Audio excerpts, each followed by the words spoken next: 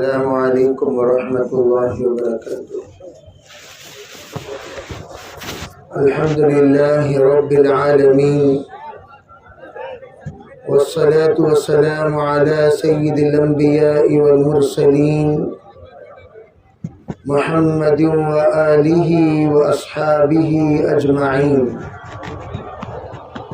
اما بعد فاعوذ باللہ من الشیطان الرجیم، بسم اللہ الرحمن الرحیم، والذین جاہدوا فینا لنہدینہم سبلنا، وقال علیہ الصلاة والسلام البر لا یبلی والذنب لا ینسى، اللہم ایدنا بتأییدک، اللہم ایدنا بتأییدک، اللہم ایدنا بتأییدک یا رب العالمین۔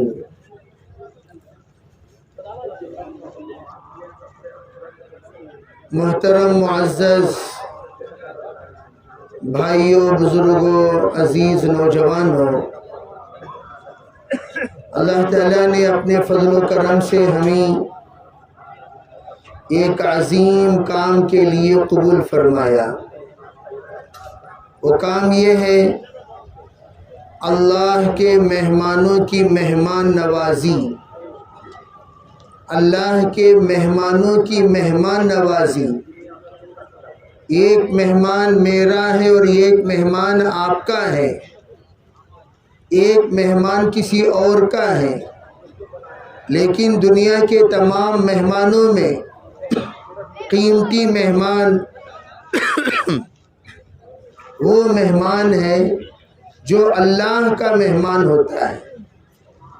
اسی لیے فرمایا جو بندہ من کان یؤمن باللہ والیوم الآخر فلیکرم ضیفہ، جو اللہ پر اور آخرت کے دن پر ایمان رکھتا ہے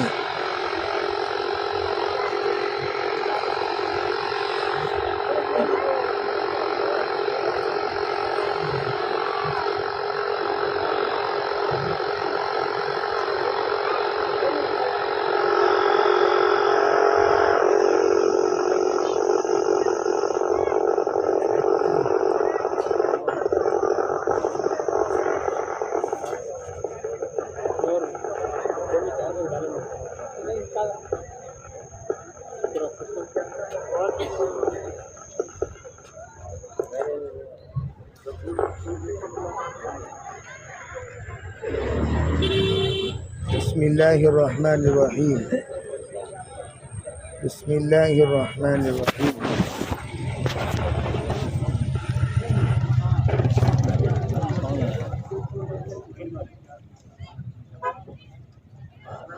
بسم اللہ الرحمن الرحیم، بسم اللہ الرحمن الرحیم۔ جو اللہ پر آخرت کے دن پر ایمان رکھتا ہے فلیکرم ضیفہ، یہ حکم دیا گیا کہ وہ اپنے مہمان کی مہمان نوازی کرے۔ آپ ذرا اندازہ لگائیے اپنے مہمان کی مہمان نوازی کی اتنی بڑی فضیلت ہے۔ ان اللہ فی عون العبد ما کان العبد فی عون اخیہ، فرمایا بندہ مستقل بندے کی مدد پہ رہتا ہے جب تک کہ بندہ بندے کی مدد کرتا رہے۔ تو علماء فرماتے ہیں مددیں مختلف قسم کی ہوتی ہیں، ان مددوں میں سب سے بڑی مدد وہ کھانا کھلانے کی مدد ہے، تمام مددوں میں سب سے بڑی مدد۔ بلکہ جنتیوں کی علامت بتایا، اگر کوئی بندہ کھانا کھلائے، فرمایا تطعم الطعام، تقرأ السلام، صلوا الارحام، صلوا باللیل والناس نیام، تدخل الجنت بالسلام۔ کھانا کھلایا کرو، سلام پڑھا کرو، صلہ رحمی یعنی رشتے ناطے کو جوڑا کرو، اور تہجد کا اہتمام کیا کرو۔ 4 عمل پابندی سے کرو، جنت میں تم داخل ہو جاؤ گے۔ تو جنتی 4 اعمال کا عادی ہوتا ہے، ان عادی ہونے والے اعمال میں یہ عمل کھانا کھلانا بھی ہے۔ تو الحمدللہ اللہ نے ہمیں اس خدمت کے لیے قبول فرمایا، ہم اللہ کے مہمانوں کے میزبان ہیں۔ این سعادت بزور بازو نیست، تان بخشت خدائے بخشندہ۔ یہ سعادت بازوؤں کے زور پر نصیب نہیں ہوتی، یہ سعادت تو اللہ کے بخشش پر، اللہ کے عطا پر، اللہ کی عنایتوں پر بندے کو نوازی جاتی ہیں۔ تو ماشاءاللہ اللہ نے جب قبول کیا، ہم سب کو چاہیے کہ اس سعادت پر اللہ کا شکر ادا کریں، اور ہم اس عبادت کو سعادت سمجھ کر اخلاص کے ساتھ، خوش خلقی کے ساتھ اس کو انجام دینے کی کوشش کریں۔ جتنا خوش خلقی کے ساتھ ہم لوگ انجام دیں گے، خوش اخلاقی کے ساتھ انجام دیں گے، نیک فہمی کے ساتھ انجام دیں گے، اچھے برتاؤ کے ساتھ انجام دیں گے، یہ عمل ہماری زندگی کے لیے نجات کا عمل بنے گا۔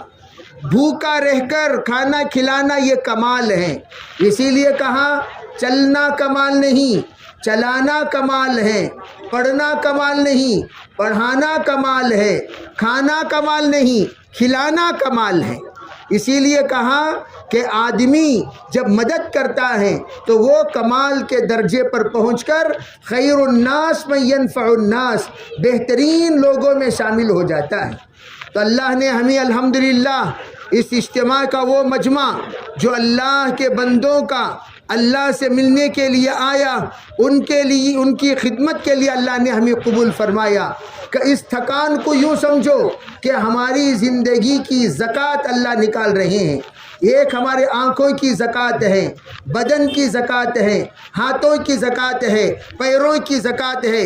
جیسے مال کی زکوٰۃ مال کی صفائی کے لیے ہے، اسی طرح کہا بدن کی بھی زکوٰۃ کیا ہے کہ بدن کو، جو بدن کسی اور چیز کے لیے اب تک تھکتا رہا، ہمارا بدن کبھی فیکٹری میں کام کرتے کرتے تھکا ہے، کبھی ملازمت کرتے کرتے تھکا ہے، کبھی ہم دوسرے کام و کاج میں بدن کو تھکائے ہیں، کسی اور بھی خدمت میں ہم نے تھکایا ہے، لیکن آج ہمارا تھکنا اللہ کے مہمانوں کو کھلاتے کھلاتے تھکا ہے، پلاتے پلاتے تھکا ہے، ان کے لیے ہم کھانا بناتے بناتے تھکے ہیں، ہمارا تھکنا برتن دھوتے دھوتے ہوا ہے۔ فرمایا اس تھکان پر اللہ سے یہ مکمل طور پر یقین کرو، یا اللہ میرا یہ بدن مختلف شعبوں میں استعمال ہوا، مختلف کاموں میں استعمال ہوا، مختلف ایسے چیزوں میں استعمال ہوا ہے جس کو میں کہہ نہیں سکتا، بتا نہیں سکتا، خیر میں بھی استعمال ہوا، شر میں بھی استعمال ہوا، اس پورے بدن کا کفارہ بنا کر میں آج خدمت کر رہا ہوں۔ اس خدمت کی برکت سے یا اللہ میرے بدن کو گناہوں سے پاک فرما، زندگی میں کیے ہوئے وہ تمام گناہ، البر لا یبلا والذنب لا ینسا، اللہ کے رسول علیہ السلام نے فرمایا گناہ کو کبھی بھولنا نہیں چاہیے، گناہ کبھی بھولا نہیں جاتا۔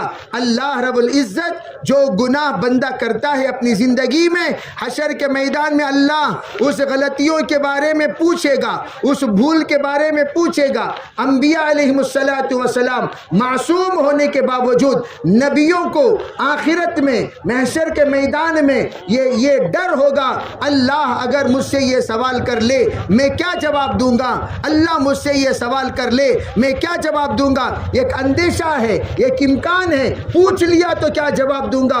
اس پر نبی کہیں گے، انبیاء کہیں گے نہیں بھائی لست لہا، میں سفارش نہیں کر سکتا، آپ جاؤ نوح کے پاس، آپ جاؤ ابراہیم کے پاس، آپ جاؤ موسیٰ کے پاس، آپ جاؤ عیسیٰ کے پاس۔ اس طریقے سے نبی ایک ایک نبیوں کے پاس بھیجتے بھیجتے آخر میں حضرت جناب محمد رسول اللہ صلی اللہ علیہ وسلم کے پاس لوگ پہنچیں گے، حضور فرمائیں گے انا لہا، ہاں میں تمہاری سفارش کر سکتا ہوں۔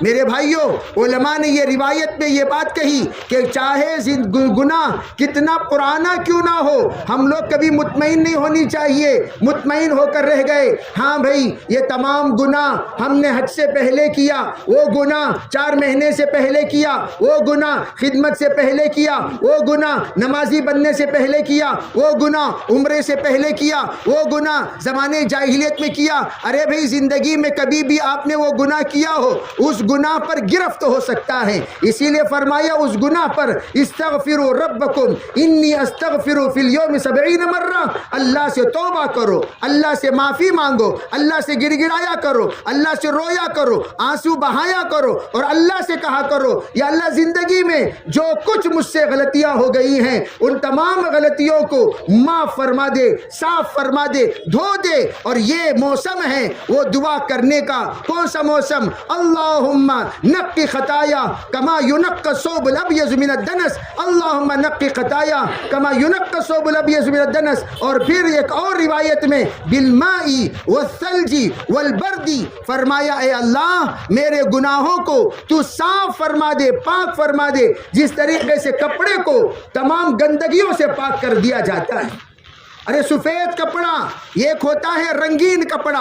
رنگین کپڑا دھونے میں اتنی زیادہ مجاہدہ نہیں لگتا جتنا سفید کپڑا دھونے میں مجاہدہ لگتا ہے, وقت لگتا ہے, محنت لگتی ہے, اور اس پر توجہ دینا پڑتا ہے تاکہ سفید لباس ہر داغ سے پاک ہو جائے. فرمایا اور اللہ کے رسول علیہ الصلوۃ والسلام نے یہ فرمایا گناہ کو اے پروردگار بالماء والثلج والبرد, فرمایا پانی سے دھونے کی دعا کیا کرو. اور پھر اللہ سے یہ دعا کرو اللہ برف سے بھی تمہارے گناہوں کو دھو دے, اللہ ٹھنڈی چیزوں سے بھی تمہارے گناہوں کو دھو دے. اور ماشاءاللہ یہ موسم جو بھی برتن دھو رہے ہیں ٹھنڈے پانی میں دھو رہے ہیں اور سردی میں دھو رہے ہیں, برد بھی ہے, سلج بھی ہے, ماں بھی ہے, تینوں چیزیں اللہ نے نصیب کر دیا. اور تینوں چیزوں کے وقت میں ہم یہ دعا کریں یا اللہ گناہ سے پاک فرما, پاک فرما, پاک فرما, اللہ بالکل پاک کر دے گا.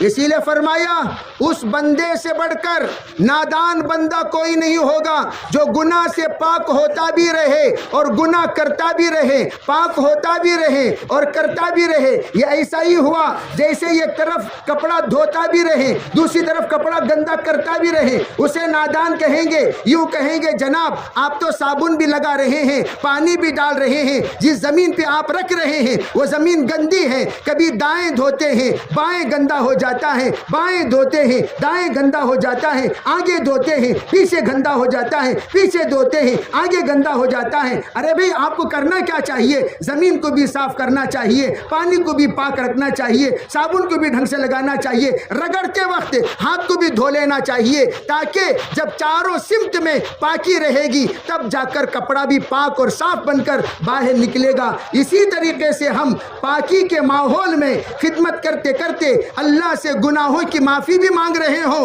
اور پھر نمازیں بھی چھوڑ رہے ہو, معافی بھی مانگ رہے ہو, گانا بھی گا رہے ہو, معافی بھی مانگ رہے ہو, گانا بھی سن رہے ہو, معافی بھی مانگ رہے ہو, گالیاں بھی دے رہے ہو, معافی بھی مانگ رہے ہو, مذاق بھی کر رہے ہو, معافی بھی مانگ رہے ہو, اور اپنے اوقات کو ضائع بھی کر رہے ہو, آخرت سے غافل ہو, تو اس سے بڑھ کر بد نصیب بندہ کوئی نہیں ہوگا جو خدمت تو کیا لیکن جو پانا تھا وہ پائے بغیر یہاں سے رخصت ہو گیا. آج کی مجلس کیوں ہے؟ ارے بھائی خدمت کرنے کے بعد کچھ پا کر یہاں سے نکلو. خدمت کیوں کی جاتی ہے؟ کیا ثواب کے لیے؟ فرمایا نہیں, خدمت تم اس لیے کرتے ہو. حضرت مولانا اسلام علیہ فرمایا کرتے تھے ارے بھائی بیان کرنے والوں سے لوگ مصافحہ کرتے ہیں, خدمت کرنے والوں سے خدا مصافحہ کرتا ہے. اور آپ لوگوں کا مقام کیا ہے؟ خدمت سے قربت ملتی ہے. خدمت بہت بڑی عبادت ہے, خدمت بہت بڑی نعمت ہے, خدمت بہت بڑی عزت ہے, خدمت بہت بڑی شرافت ہے, خدمت نسلوں کی قبولیت ہے, خدمت اللہ کی قربت کا ذریعہ ہے. جب آپ خدمت کرتے رہیں گے اللہ سے قریب ہوتے رہیں گے. قریب ہوتے ہوتے ہوتے ہوتے اللہ رب العزت خدمت کے ہاتھوں کے ساتھ جو ٹھنڈک میں برتن دھو کر آپ کا بدن تھک کر چور چور ہونے کے بعد اس وقت میں وضو فرما کر 2 رکعت نماز پڑھ کے اسی چور چور بدن کے ساتھ جب آپ ہاتھ اٹھا کر دعا مانگو گے اللہ وہ دعا ضرور قبول کرے گا. وہ چور بدن, وہ بدن جو تھکا ہوا ہو, وہ بدن جو مکمل طور پر اللہ کے بندوں کی خدمت کرتے کرتے عاجز ہو چکا ہو, وہ عاجز بدن کے ساتھ کی جانے والی دعا اللہ کی یہاں مقبول ہوتی ہے. یہی اصل چیز ہے، یہی اصل مقصود ہے۔ اللہ کے بندوں کو اللہ سے جوڑنا دعوت کا کام ہے، اللہ کے بندوں سے اللہ سے ملانا دعوت کا کام ہے۔ لنخرج العباد من عبادت العباد الى عبادت رب العباد، من جور الادیان الى عدل الاسلام، من ضیق الدنیا الى سعة الآخرہ۔ یہی ہمارا کام، بندوں کو بندوں کی بندگی سے نکال کر آج تک ہم بوڑھے ہو گئے غلاموں کی غلامی کرتے کرتے، غلاموں کی غلامی کرتے کرتے، لیکن اب بھئی غلاموں کی غلامی یہ ملازمت ہے، لیکن آقا کی غلامی یہ عبادت ہے۔ ہم ملازمت کے لیے پیدا نہیں ہوئے، عبادت کے لیے پیدا ہوئے۔ ملازمت وہ اپنی ضرورت کے خاطر ہے، ملازمت مقصد زندگی نہیں، ملازمت اپنی زندگی کی ضرورت کو پورا کرنے کے لیے، اپنے روٹی کپڑا اور مکان ان تین چیزوں کو پورا کرنے کے لیے، یہ بدنی ضرورت کو پورا کرنے کے لیے اللہ نے ملازمت عطا فرمائی۔ ملازمت کریں گے اور اللہ رب العزت ہم لوگوں کو جو بھی عطا کریں گے اس کے ذریعے سے ہماری بدن کی ضرورتیں پوری ہوں گی، لیکن جو حقیقی مقصد زندگی ہے، افحسبتم انما خلقناکم عبث وانکم الینا لا ترجعون، اللہ تعالیٰ جو پوچھتے ہیں کیا تم لوگوں کو یہ خیال ہے کہ ہم نے تمہیں بیکار پیدا کر دیا، تم لوگ ہمارے پاس واپس نہیں آؤ گے؟ ایک نہ ایک دن تم سب کو ہمارے پاس آنا پڑے گا۔ انا للہ و انا الیہ راجعون، انا للہ و انا الیہ راجعون، یہ جملہ اس وقت کہا جاتا ہے جب کسی کی انتقال کی خبر ہمیں ملتی ہے تو کیا کہا جاتا ہے؟ ہم سب اللہ کے ہیں، اللہ کے جانب ہم سب کو جانا ہے، ہم سب کو اللہ کی جانب جانا ہے۔ دو سجدہ نماز میں ہے میرے عزیز بھائیو، توجہ، دو سجدہ نماز میں ہے، منہا خلقناکم وفیہا نعیدکم ومنہا نخرجکم تارۃ اخری۔ دو سجدے میں اللہ رب العزت یہ بتانا چاہتے ہیں انسان کی زندگی میں کبھی عروج بھی آئے گا، کبھی زوال بھی آئے گا۔ نماز کے اسباق میں حضرت علماء نے عجیب و غریب بات فرمائی، یوں کہا قیام بھی ہے، رکوع بھی ہے، سجدہ بھی ہے۔ فرمایا اللہ رب العزت انسان کی زندگی میں مختلف قسم کے مراحل لائیں گے، اور تمام مرحلوں میں اللہ کو مت بھولا کرو۔ کبھی انسان کا عروج قیام والی زندگی، کبھی انسان کی رکوع والی زندگی، کبھی انسان کی سجدے والی زندگی، یعنی حالات کے اعتبار سے کبھی انسان وہ بالکل قیام کی طرح دندناتا ہوا اس کے تمام عروج والی زندگی کو وہ مکمل طور پر وہ محسوس ہوتا ہے، اور دوسرے کچھ حالات آ کر لیٹ ٹوٹ جاتا ہے، جس طرح رکوع ہے، کچھ حالات آ کر مکمل ٹوٹ جاتا ہے جیسے سجدہ ہے۔ نماز یہ بتا رہی ہے ارے بھائیو، جب جب تمہارے حالات آتے رہیں اللہ کو نہ بھولنا، سبحان ربی العظیم، سبحان ربی الاعلیٰ، اللہ کی بڑائی بیان کرتے رہو، اللہ پھر دوبارہ قیام میں تمہیں لے آئے گا، پھر دوبارہ اللہ قیام میں لے آئے گا، پھر دوبارہ اللہ تمہیں قیام میں لے آئے گا۔ یہی نماز کا سبب ہے۔ چاہے انسان کی زندگی کا جو بھی حال ہو، فرمایا ہر حال میں اللہ کو مت بھولا کرو، اور اللہ کو بھولنے سے زندگی تنگ ہو جاتی ہے۔ وَمَنْ أَعْرَضَ عَنْ ذِكْرِي فَإِنَّ لَهُ مَعِيشَةً ضَنْكًا وَنَحْشُرُهُ يَوْمَ الْقِيَامَةِ أَعْمَىٰ، جو بھی اللہ سے روگردانی کرتا ہے، اللہ کی یاد سے روگردانی کرتا ہے، اللہ کے احکام سے روگردانی کرتا ہے، اللہ کے تمام تر شریعت مطہرہ کے تمام دینی ترکیبوں سے تمام احکام سے نواہی سے منہ موڑ کر اپنی منمانی زندگی گزارتا ہے، فرمایا اس کی زندگی کے سکون کو ہم چھین لیں گے، زندگی میں سکون نہیں رہے گا۔ میں کل ہی پوچھ رہا تھا ہمارے ساتھیوں سے، ہاں بھی بتاؤ پیسہ تو کما سکتے ہو، کیا برکت کہیں سے کما سکتے ہو؟ پیسہ تو سب کماتے ہیں، لیکن کوئی کمانے والا اتنا ہی کماتا ہے، سکون سے سوتا ہے، اتنا ہی کماتا ہے، چین سے رہتا ہے، اتنا ہی کماتا ہے، ضرورتیں پوری ہوتی ہیں، اتنا ہی کماتا ہے، نسلیں خوش ہوتی ہیں، اتنا ہی کماتا ہے، زندگی میں عزت اور شرافت پاتا ہے۔ لیکن ایک اور بندہ ہے اس سے زیادہ کماتا ہے، زندگی قرض والی، زندگی تنگی والی، زندگی بیماری والی، زندگی حالات والی، زندگی مکمل طور پر بے چین و بے قرار والی۔ کیوں؟ فرمایا سکون اللہ کے طرف سے، اللہ کے طرف سے سکون، برکت، چین، رحمت، عافیت، عزت، شرافت سب اللہ کے طرف سے۔ ان العزت للہ ولرسولہ وللمؤمنین۔ اسی لیے ہمیں کہا گیا ذکر کیا ہے؟ قرآن ہے. انا نحن نزلنا الذکر وانا له لحافظون. ارے بھائی ہم نے قرآن کو نازل کیا اور اس کی حفاظت ہم ہی کریں گے. علماء فرماتے ہیں ذکر کو اللہ نے نماز کے لیے بھی استعمال فرمایا, قرآن کے لیے بھی استعمال فرمایا, نصیحت کے لیے بھی استعمال فرمایا, آخرت کے لیے بھی استعمال فرمایا, اور جناب محمد رسول اللہ صلی اللہ علیہ وسلم کے پیغامات کے لیے بھی استعمال فرمایا. ذکر ان تمام کے لیے استعمال ہے. فرمایا جمیع ما جاء بہ نبی صلی اللہ علیہ وسلم کو زندگی میں اپنا کر چلنے کا نام ذکر ہے, اور اسی کے لیے دعوت ہے. دعوت کیوں ہے؟ ذکر والی زندگی ہمیں مل جائے, فکر والی زندگی ہمیں نصیب ہو جائے. آخرت میں یوں بھائی نصیب جو ہے ہماری مقدر میں اتنا ہمیں ملے گا, ہر حال میں ملے گا. النصیب یصیب لو کان بین الجبلین, النصیب لا یصیب ولو کان بین الشفتین. فرمایا نصیب تمہارے نصیب میں ہے, دونوں پہاڑوں کے درمیان ہو تب بھی تمہیں مل کر رہے گا. اگر نصیب تمہارے نصیب میں نہیں ہے تو دونوں ہوٹوں کے پاس آ کر بھی تم محروم کر دیے جاؤ گے. اسی لیے پوچھا گیا خوش نصیب کون ہے, بد نصیب کون ہے؟ کہا خوش نصیب وہ ہے جو اللہ جو دے اس پر خوش ہو جائے, وہ خوش نصیب ہے. اللہ جو دے اس پر خوش نہ ہو وہ بد نصیب ہے. تو اللہ جتنا دیا خوش. اسی لیے فرمایا انظر الی من تحتک ولا تنظر الی من فوقک. ارے بھائی اپنے سے چھوٹے کی طرف, کم کی حیثیت کی طرف دیکھا کرو, اپنے سے زیادہ حیثیت کی طرف مت دیکھا کرو. کم کی طرف دیکھنے سے شکر گزاری ملتی ہے, زیادہ کی طرف دیکھنے سے آدمی ناشکرا بن جاتا ہے. میرے بھائیوں, اس لیے ہم لوگوں کو اللہ نے جو زندگی دی وہ شکر گزاری والی زندگی بنانے کے لیے کیسے بنائے؟ وہ اس طور پر بنائے ہم اللہ کا ذکر کرنے والے بنے, دین کو اپنی زندگی میں لانے والے بنے, 5 وقت کی نماز پابندی سے پڑھنے والے بنے, حلال و حرام کی تمیز کرنے والے بنے. جہاں بھی رہیں, کل مزدوروں کے تمام ایک جماعت کے ساتھ گفتگو کرتے ہوئے میں نے یہ پوچھا, عربی پیشاب کے لیے وقت نکالتے ہو کہ نہیں نکالتے؟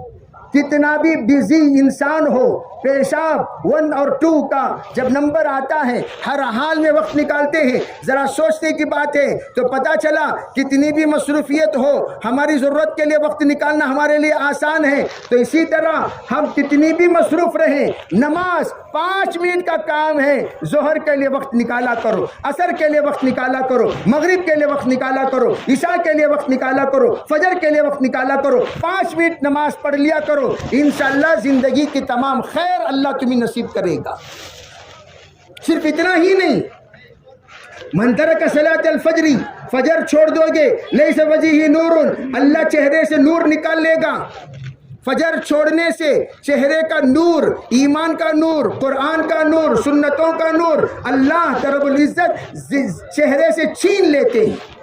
من ترک صلاۃ الظہر لیس برزقہ برکۃ, ظہر کی نماز چھوڑ دیا رزق کی برکت اللہ رب العزت چھین لیں گے. رزق کتنا بھی کماؤ برکت نصیب نہیں ہوگی. من ترک صلاۃ العصر لیس فی جسمہ قوہ, عصر کی نماز چھوڑنے سے اللہ بدن کی قوت کو چھین لیتے ہیں. من ترک صلاۃ المغرب, مغرب کے چھوڑنے سے لیس فی اولادہ برکہ, فرمایا اولاد کو بے برکت ہو جائے گی. یعنی کیا مطلب؟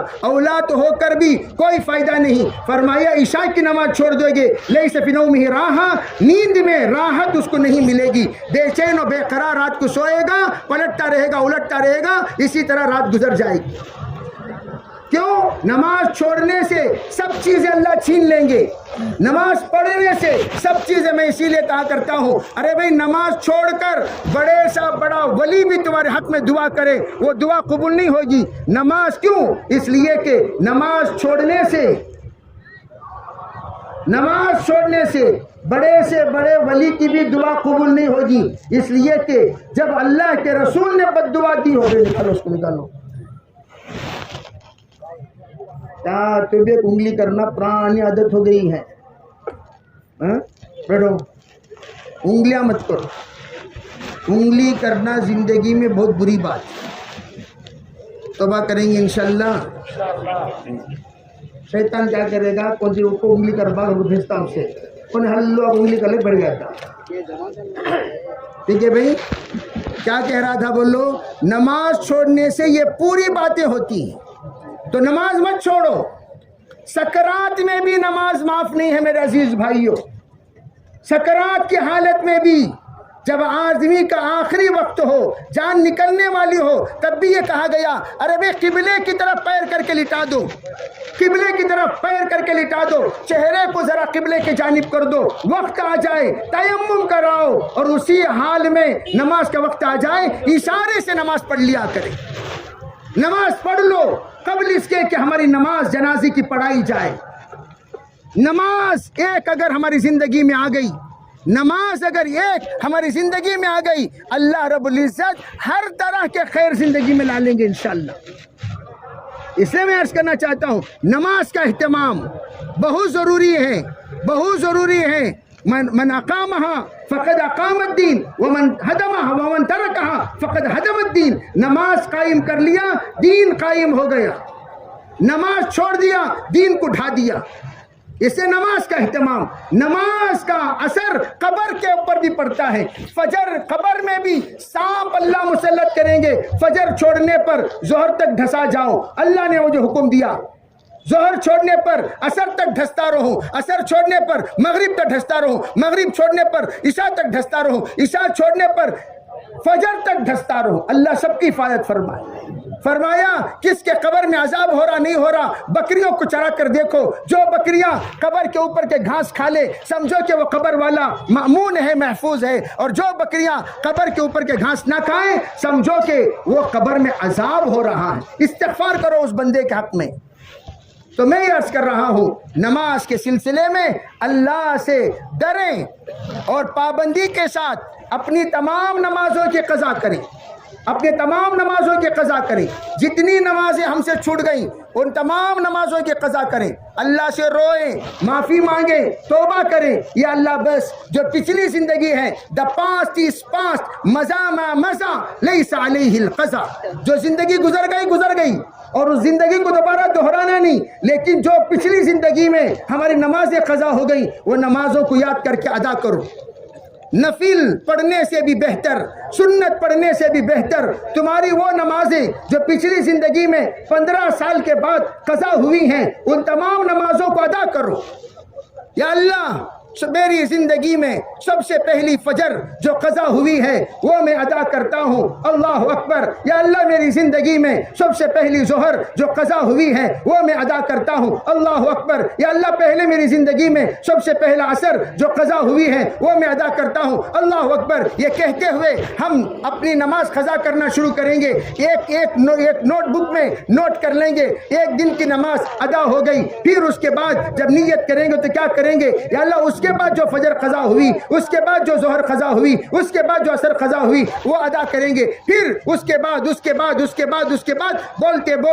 बोलते तमाम नमाजें क़ज़ा करना शुरू करेंगे। 1 महीने की नमाज, 2 महीने की नमाज, 3 महीने की नमाज, 1 साल की नमाज, 2 साल की नमाज। इस तरह पिछली ज़िंदगी में जितने साल हमारी नमाजें क़ज़ा हो गई, नमाजों के अदा के साथ पिछली नमाजों को भी क़ज़ा करेंगे भाई इंशाअल्लाह।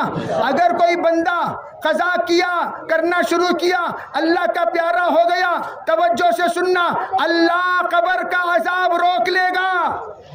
ये सोच कर के ये बंदा नमाज क़ज़ा करना शुरू कर दिया था, ए फरिश्तों बस रोक दो, चाहे उस पर 50 साल की नमाज क़ज़ा क्यों ना हो, इरादा तो किया था, करना शुरू कर दिया था, लेकिन इंतकाल हो गया। अल्लाह माफ करने वाला। रहमती वसियत अला गज़बी, रहमती गलबत अला गज़बी, रहमती वसियत कुल्ल शै। मेरी रहमत तमाम चीज़ों पर गालिब, मेरी रहमत मेरे गुस्से पर गालिब। इसलिए मेरे अजीज भाइयों, अल्लाह बड़ा रहीम है। इसलिए हमारे यहाँ दुआ करो ये कहकर अल्लाह से दूर ना हो जाना, बल्कि हम तो कहते हैं ओ दुआ करो कहने वालों, दुआ करो के साथ खुद किया करो, दुआ करो के साथ खुद किया करो, दुआ करो के साथ खुद दुआ किया करो। क्यों? अल्लाह रब्बुल इज्जत पूछता है अम्मन युजीबुल मुस्तर इदा दआ। फरमाया इज़्तिरारी कैफियत, तकलीफ की हालत, मुसीबत की हालत, दर्द की हालत, दुख की हालत में मुझे पुकारने वाले की पुकार को सुनने वाला कौन है? इलाहुम अल्लाह। अल्लाह पूछता है क्या कोई है मेरे अलावा? ہے میرے अलावा, मुझे क्यों नहीं पूछते, मुझे क्यों नहीं मांगते, मुझसे क्यों नहीं डायरेक्ट राब्ता करते। अरे भी पहला जमाना था, उदउ लना रब्बक, उदउ लना रब्बक, उदउ लना रब्बक, जाकर नबियों से कहा जाता था आप दुआ करें, आप दुआ करें, आप दुआ करें। लेकिन अब अल्लाह के रसूल अलैहिस्सलाम की उम्मती को अल्लाह ने जहां पर दावत की नेमत अता फरमाई, वहां पर दुआ की नेमत अता फरमाई। अरे भी दुआ डायरेक्ट अल्लाह से किया करो, अल्लाह से डायरेक्ट मांगो। वइदा सअलक इबादी अन्नी फइन्नी करीब उजीबु दावत दाई इदा दआनी, जब मेरे बंदे मेरे बारे में पूछे आप कह दीजिए मैं बिल्कुल करीब हूँ, मेरे बंदों की पुकार को मैं सुनता हूँ। मेरे भाइयों, हम नीयत करें, इरादे फरमाएं, इंशाअल्लाह दुआ भी करेंगे। और दुआ की कबूलियत के लिए मेरे भाई दावत ज़रूरी है। जैसे मैंने इस वक्त बताया आप लोगों को, खुद अमल करना है और अपने भाइयों को तवज्जो दिलाना है, खुद अच्छे बनना, दूसरों को अच्छे बनाना, खुद नेक बनना, दूसरों को नेक बनाना, खुद सही रास्ते पे चलना, दूसरों को चलाना, खुद सही रास्ते पे या खड़ना, दूसरों को खड़ाना, खुद नेक सोहबत इख्तियार करना और दूसरों को नेक सोहबत में लाना, ये सब हमारी जिम्मेदारी है। नीयत करें इंशाअल्लाह हम चलेंगे और सबको लेकर चलेंगे इंशाअल्लाह। चलोगे भाई? खाएंगे भी, खिलाएंगे भी, चलेंगे भी, चलाएंगे भी, नमाज पढ़ेंगे भी, पढ़ाएंगे भी, मस्जिद जाएंगे भी, ले जाएंगे भी। बस जाने को इबादत कहते हैं, ले जाने को दावत कहते हैं, खाने को खाना कहते हैं, खिलाने को दावत कहते हैं। अरे भाई दावत कहते नहीं भाई, हमारे यहाँ दावत है, हमारे यहाँ दावत है, दावत है बोल को बुला ले को, खाली बैठ को खुद खा ले बढ़िएगा तो दावत क्या वो? अरे भाई दावत है बोलने के बाद खिलाना है, खाना खाना है, खिलाना दावत है, नमाज पढ़ना इबादत है, बुलाना दावत है, मस्जिद को आना इबादत है, मस्जिद को लाना दावत है, हय्या अल सलाह हय्या अल फलाह दावत है, कद कामती सलाह इबादत है। सब नियत करोगे भाई इंशाअल्लाह। तो हम यहाँ पर खिलाने के लिए भी आए हैं, खाने के लिए भी आए हैं, खिलाने के लिए भी आए हैं। ये दोनों जिम्मेदारी हमारी होगी, इसलिए नियत करो इंशाअल्लाह हम सब दावत की जिंदगी को हमारी जिंदगी बनाकर जिंदगी गुजारेंगे इंशाअल्लाह। कौन कौन करेंगे इंशाअल्लाह बताओ?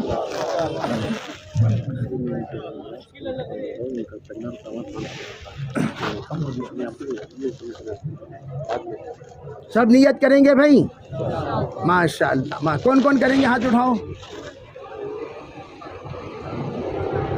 सबके हाथ उठ रही।